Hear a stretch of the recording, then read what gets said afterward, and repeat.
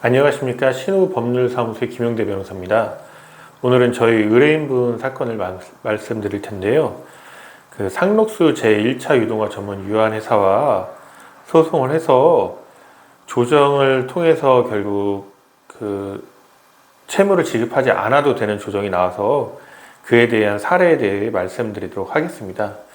저희 의뢰인은 2018년도에 지급명령을 송달받았어요. 송달받았는데 이의 신청을 하지 않았고, 이의 신청을 하지 않고 있다가 이제 계좌에 압류가 된 거죠. 계좌에 압류가 되고 나서 계좌에 남아있던 한 700만 원 정도가 인출이 됐어요. 상록수 유동화 전문 회사에서 찾아간 거죠.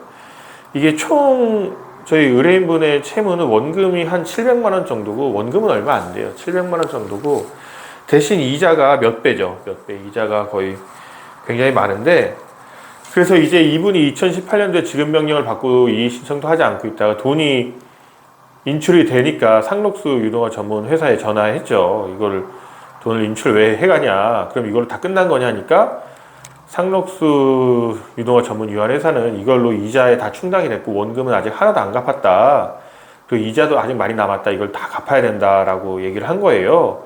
그 끊임없이 채무 독촉을 했고, 그래서 의뢰인분이 저희한테 왔고, 저희한테 오니까 지급명령 정문을 보니까 이 지급명령은 옛날에 2007년도에 소송이 한 번 있었어요. 이거는 결국 저희 의뢰인분이 받지 않아서, 소장을 받지 않아서 송달이 그냥 공시송달 방법으로 진행된 거예요. 그래서 공시송달 방법으로 진행됐고, 이거는 지급명령은 소멸시효 연장을 위한 형식적인 거였는데, 결국 이럴 경우에는 어떻게 해야 되죠? 지급명령에 대해서는 청구이의 소송을 제기를 하고, 옛날 소송에 대해서는 추하랑소를 제기를 해야 돼요. 그래서 결국은 이제 추하랑소를 제기했죠. 저희 의뢰인분이 저희한테 맡겨서 원금만 갚는 걸로 조정을 해달라고 부탁을 했어요. 왜냐하면 상록수 측에서는 이건 다 이자에 충당됐고 이자도 아직 많이 남았다고 주장하는 측이어서.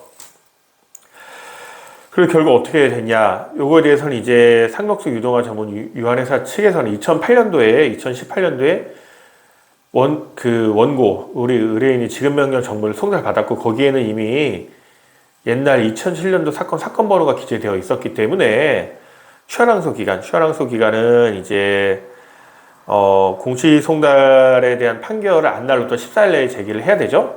제기를 해야 되는데 그 기간이 지났다, 각하돼야 된다라고 주장을 했고, 저희는 이렇게 주장을 했습니다. 이제 공시송달에 대해서 추하랑소는 그 책임질 수 없는 사유로 그 항소기간을 준수할 수 없었을 때 그 사유가 없어진 후 2주일 이내에 제기를 하는 거잖아요.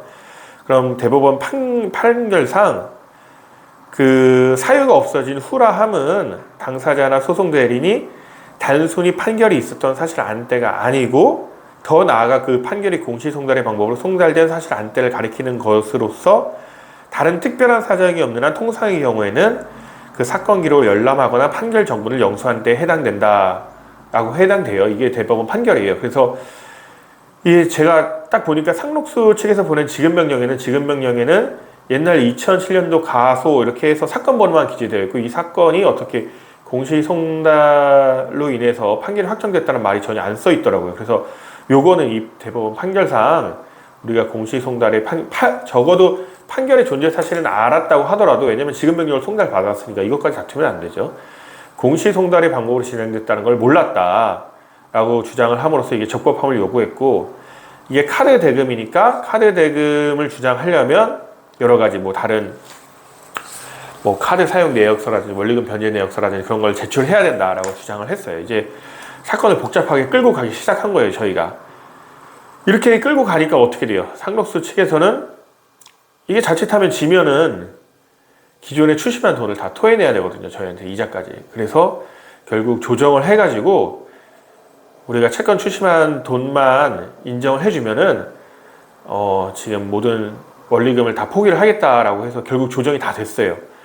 결국 의뢰인분은 출심한 돈은 이미 포기했었고, 원금이 한 6, 700밖에 안 돼요. 원금선만 해서 조정하면 좋겠다고 했는데, 결국은 남아있는 원금도 하나도 안 갚고 상록수 측에서 출심해간 한 700만 원 정도만 이제 상록수 측으로 다 인정하는 걸로 조정이 되었습니다. 결국 이게 보통 이런 경우가 의외로 많아요. 왜냐하면 상록수 측에서 하나도 안 받았으면 모르겠는데 일부 추심해 간 다음에 이자에 충당하고 당사자한테 원리금 나머지를 전부 다 요구를 하는 경우가 많아요. 이럴 경우에는 소송으로 끌고 가서 소송을 굉장히 어렵게 만들어서 어렵게 만든다는 게 뭐예요? 결국은 판결이 누가 이길지 간당간당하다는 거죠. 간당간당하면은 상록수 측에선 지면은 이거를 다 토해내야 되는데 굳이 그런 위험 부담을 감수할 만한 사건은 아니라는 거죠. 왜냐하면 어차피 이런 회사는 채권을 싸게 사다가 하는 데기 때문에